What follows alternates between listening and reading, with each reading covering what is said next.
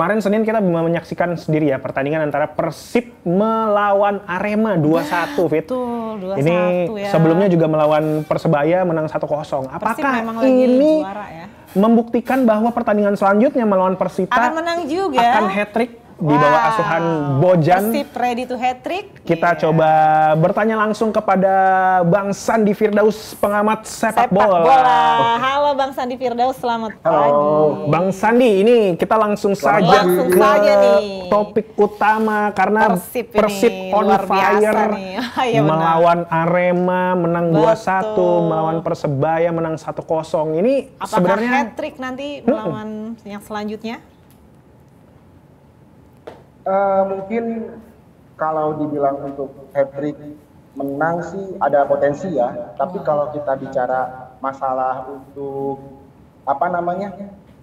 menuju hat-trick juara mungkin masih agak panjang, masih agak dini ya kita bicara seperti itu ya, karena juga bisa dibilang ya ini kan skuad Persib yang sekarang ini masih baru ya dibandingkan musim lalu juga. Jadi tapi dua kemenangan atas Persebaya dan Arema ini jadi sinyal positif lah bagi Persib bahwa sempat goyah di awal, sekarang mereka udah mulai bangkit lagi. Ini kan racikan Coach Bojan ini mendatangkan pemain-pemain baru ini dan menunjukkan dengan padatnya jadwal pertandingan, selain bisa memperkuat tali persaudaraan di dalam tim, ini bisa terlihat dari bukti bahwa pilihan atau racikannya ini berhasil. Sebenarnya apa sih yang membuat bisa berubah antara permainan Persib sebelumnya dengan racikan sebelumnya, sehingga sekarang bisa menemukan racikan baru yang dirasa lebih fit gitu, Bang Sandi?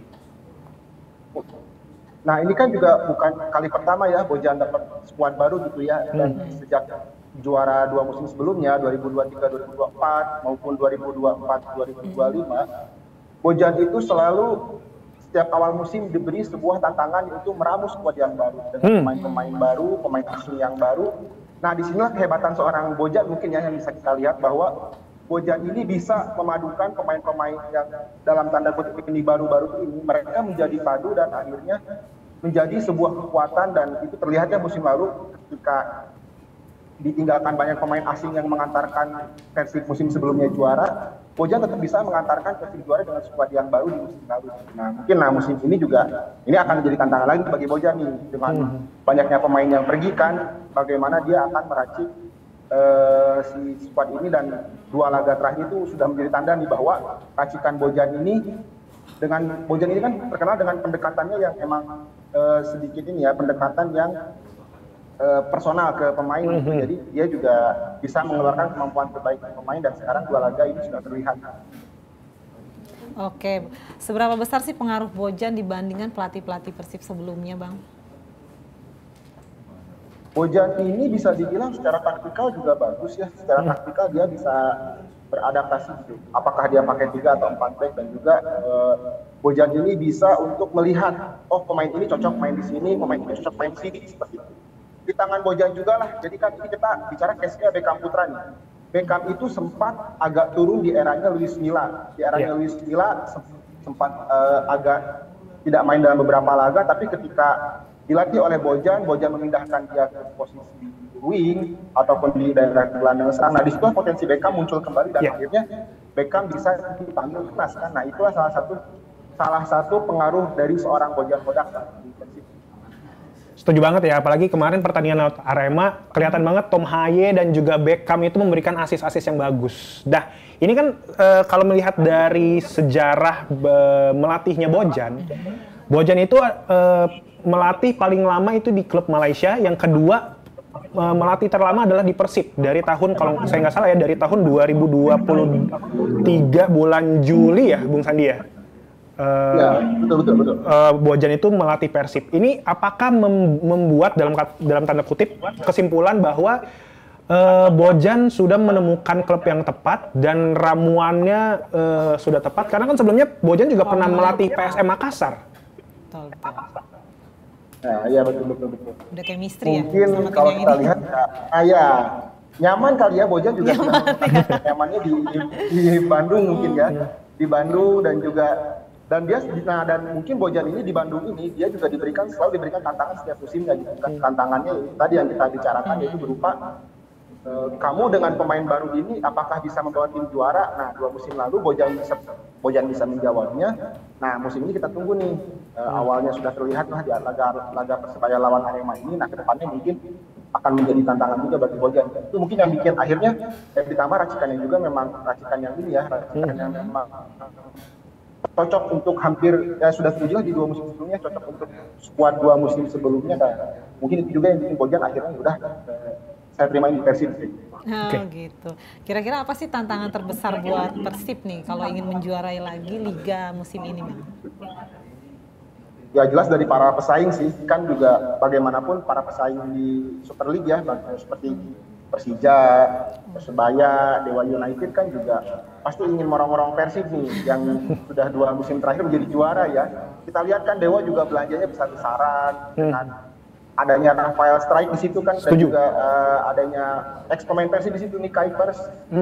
Juga kita lihat ya dengan pemain-pemain Brazilnya kan, hampir banyak pemain Brazil di Persija. Begitu juga dengan Malut. Malut kan juga sudah dalam tanda kutip ya, Malut sudah membajak para pemain Persib yang membawa Persib juara musim lalu. Nah, tantangan dari Persib ini selain dari internalnya sendiri ya, bagaimana Persib harus segera menemukan ramuan yang tepat, tentu dari para pesaingnya yang juga sudah benar.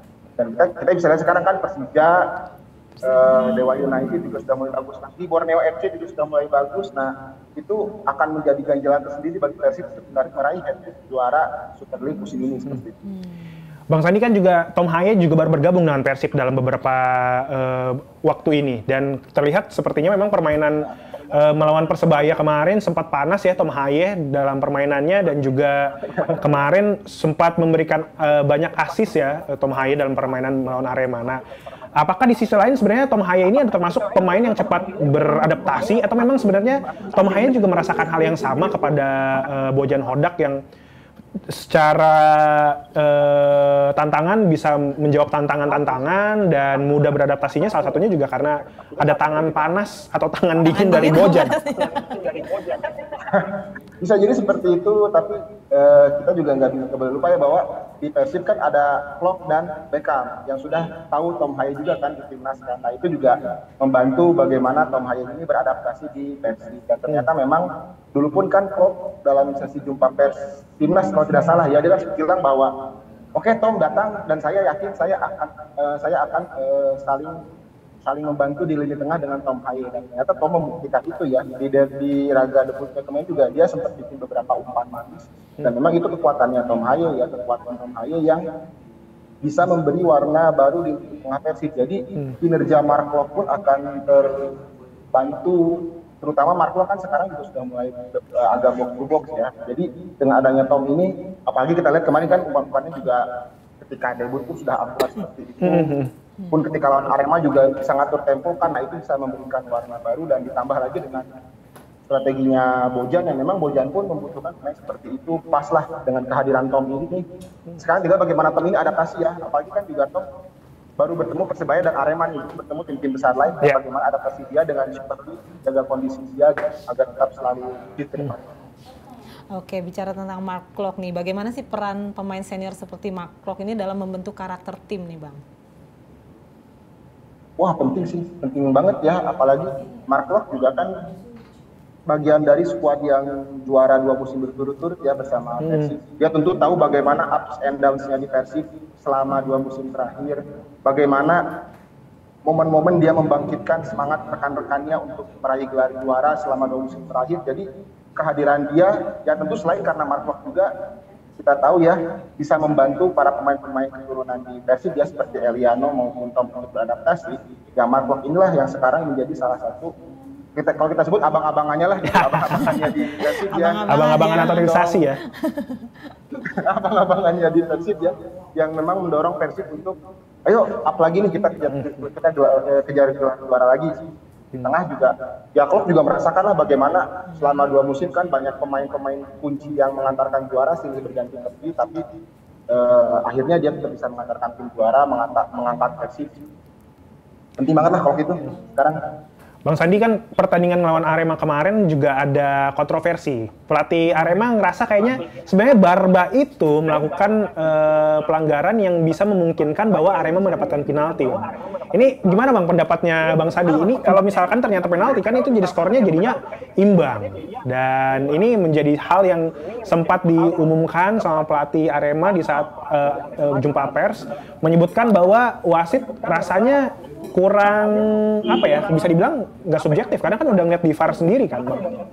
Kurang adil. Nah itulah kembali ya, meskipun sudah ada teknologi VAR kan juga yang tetap menilai kan wasit ya, manusia. VAR kan hanya membantu teknologi ya, dan mungkin masalah kontroversi itu ya itu kan sudah jadi hal yang lumrah ya di Super League, di Liga 1 kita ini kan. Sebelumnya juga Persib kan terlibat kontroversi ya, lawan Persibaya kemarin kan ada beberapa kontroversi yang ter-up di media sosial ya. Mungkin ini kembali jadi pekerjaan rumah ya bagi federasi, dalam hal ini PSSI, bagaimana si komite wasit ini harus menjaga kualitas dari wasit-wasit yang ada di Liga Indonesia seperti itu. Jadi kan memang yang namanya wasit kan juga manusia ya, ada miss-nya, ada momen ketika dia melakukan kesalahan kan ya. Mungkin inilah nanti ke depannya terutama di laga-laga besar ya, di laga-laga besar ini misalkan mainan Persib Arema tuh laga besar, atau misalkan nanti Arema Persibaya atau nanti Arema Persija, selain penggunaan wasit asing ya harusnya memang wasit asing yang dipakai pun atau wasit lokal sekalipun ya harus wasit yang memang berkualitas dan sudah dipersiapkan sebaik mungkin untuk memimpin laga sepanas itu dengan segala macam kontroversinya. Oke, ini ada pertanyaan dari YouTube nih. Kenapa Bojan Hodak jadikan Elian Reinders jadi bek kiri di laga Arema FC versus Persib? Itu kenapa tuh Bang? Wah ya, itu agak menarik ya. Saya juga kemarin waktu nonton kan, wah tumben Eliano jadi bek kiri ya. Sedangkan di posisi bek kiri pun memang sudah ada beberapa pemain lain. Mungkin lah, disinilah mungkin Bojan ingin mencoba. Eliano ini kan sebenarnya adalah pemain yang juga versatil ya. Dia bisa main di mana aja kan. Nah, mungkin kemarin dia ingin mencoba Eliano untuk main di posisi back dan nanti kan akan bisa didorong untuk maju ke depan untuk membantu serangan. Itu mungkin bagian dari taktiknya Bojan Hodak aja sih. Selain juga untuk mengejutkan lawan kan, pasti kan lawan juga terkejut. Wah, Eliano main back saya. Benar. Ya kita bisa melihat dari sejarah Beckham Putra, terus William Barros, dan mungkin ini yang sedang dicoba sama Bojan adalah gimana caranya supaya Eliano juga bisa memberikan efek kejut kepada lawan. Nah nih Bang, ini pertandingan selanjutnya kita akan menyaksikan antara Persib melawan Persita. Dengar-dengar katanya dipindah ke Bali Bang, ini ada apa sih?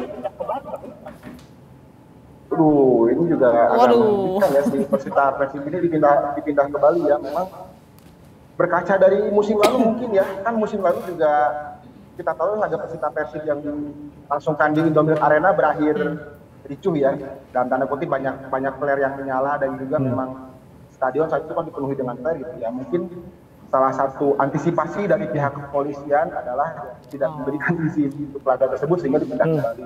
Berkaca dari kejadian musim lalu sih. Tapi sebenarnya mungkin ya antara Persib ini sih aman, tapi memang kekhawatiran akan terulangnya musim lalu akhirnya si laga dipindah ke Bali. Oke Bang, apa sih arti gelar ketiga secara beruntun nih bagi Persib maupun bagi Bobotoh?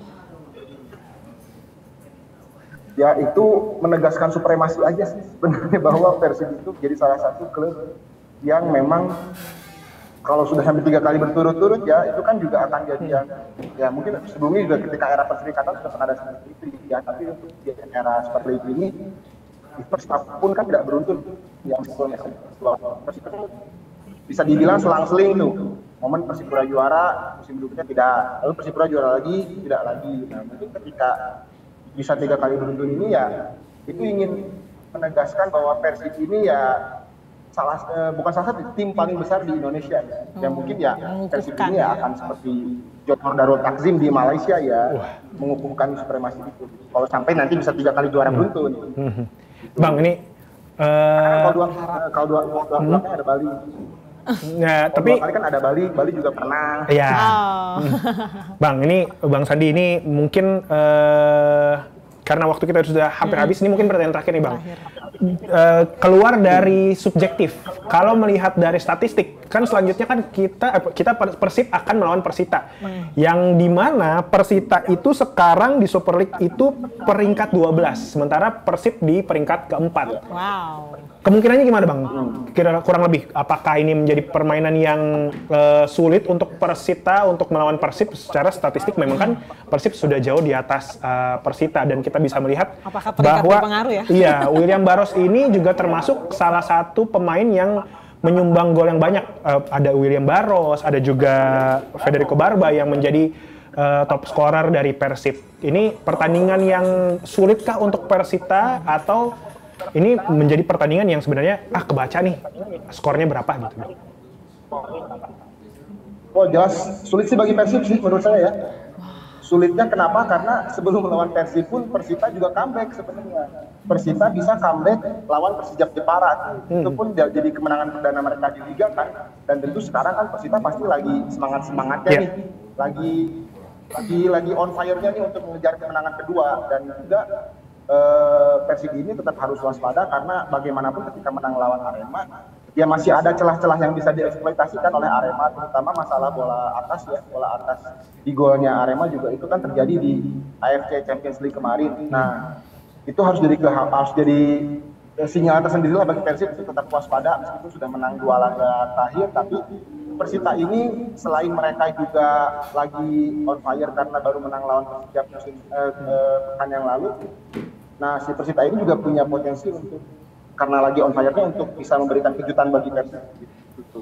Berat bagi Persibnya justru sih kalau menurut saya itu. Oke, kalau misalkan skor Bang, kurang lebih prediksi dari Bang Sandi antara Persib sama Persita. Jeng. Kalau melihat permainan kemarin ya, Persib masih bisa menang tipis. Tipis itu kalau bisa disebut angka berapa Bang? Kurang lebih Bang. Selisih 1 angka deh.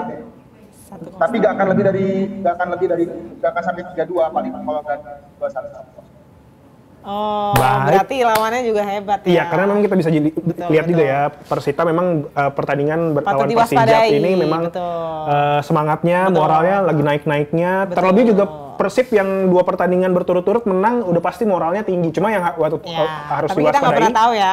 Iya, harus diwaspadai ketika sudah sering menang, mungkin dia ada di atas awan. Tiba-tiba lupa, terus akhirnya ya kita lihat aja ya, apakah Persib mampu mempertahankan gelar sampai hat-trick ataukah dicuri oleh Persib. Iya. Baik. Jelas kita dukung aja sepak bola Indonesia. Terima kasih Bang Sandi sudah bergabung dengan kita. Semoga bobotoh dan juga saya nggak enak nyebutnya. Semoga penyelesaiannya yang menarik ya. Terima kasih Bang Sandi. Thank you Bang Sandi. Selamat kembali beraktivitas. Beraktivitas kembali.